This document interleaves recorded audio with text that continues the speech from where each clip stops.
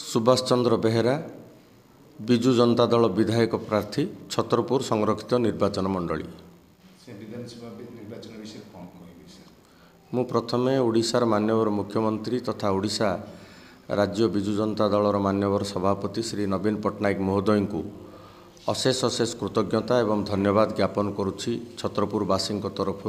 से क्रमागत द्वितीय थर पर छतरपुरवासी उपरे आस्था प्रकट कर आशीर्वाद कर मते द्वितीय थर मनोनीत करछंती। मु धन्यवाद देवी आमर सांगठनिक संपादक श्री प्रणव प्रकाश दास महोदय को, आमर सम्मानीय श्री भी कार्तिक पांड्यान महोदय को मु धन्यवाद देवी।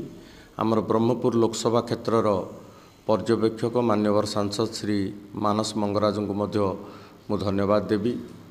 एवं क्रमागत द्वितीय थर पर विजु जनता दल तरफ प्रतिद्वंदिता करुथिबारु मु छतरपुर समस्त गुरुजन भाई और भौणी माननकु मु कृतज्ञता एवं धन्यवाद प्रदान करुच्ची। तांकर सदिच्छा, तांकर आशीर्वाद, तांकर सहयोग बल माननीय मुख्यमंत्री पुनर्बार आम उपरे आस्था प्रकट करछंती, आशीर्वाद करछंती।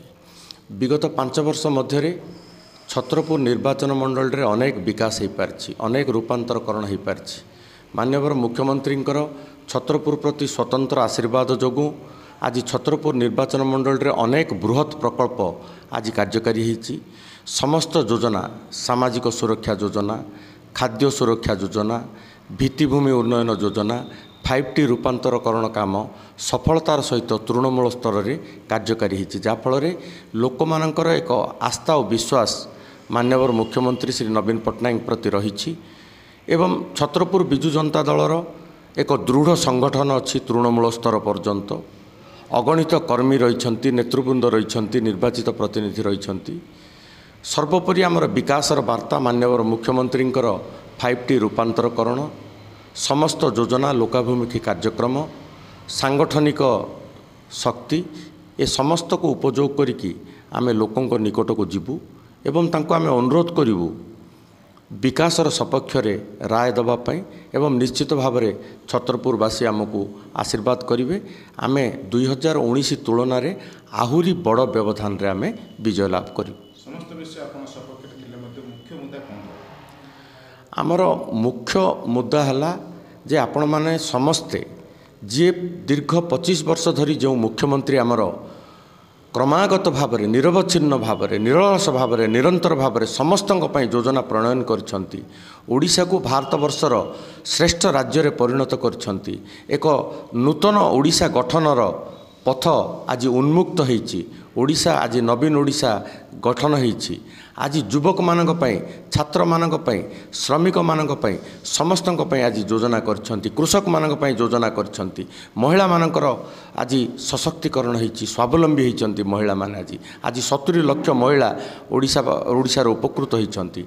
एवं वर्तमान आगामी दशंधि होउछि युवक मानकर दशंधि। मुख्यमंत्री नुआ ओ माध्यम रे एक नुआ वार्ता युवपीढ़ी की देवाक चाहते जे आगामी मैजिक कार्ड नुआ और छात्रवृत्ति माध्यम युवक मानू अधिक स्वावलंबी करिकी तांको अधिक दक्ष करिकी जातीय एवं अंतर्जातीय बजार रे किभली भाव में भल दक्षतापूर्ण युवशक्ति सृष्टि हो पारे से स्वतंत्र उद्यम करेंगे।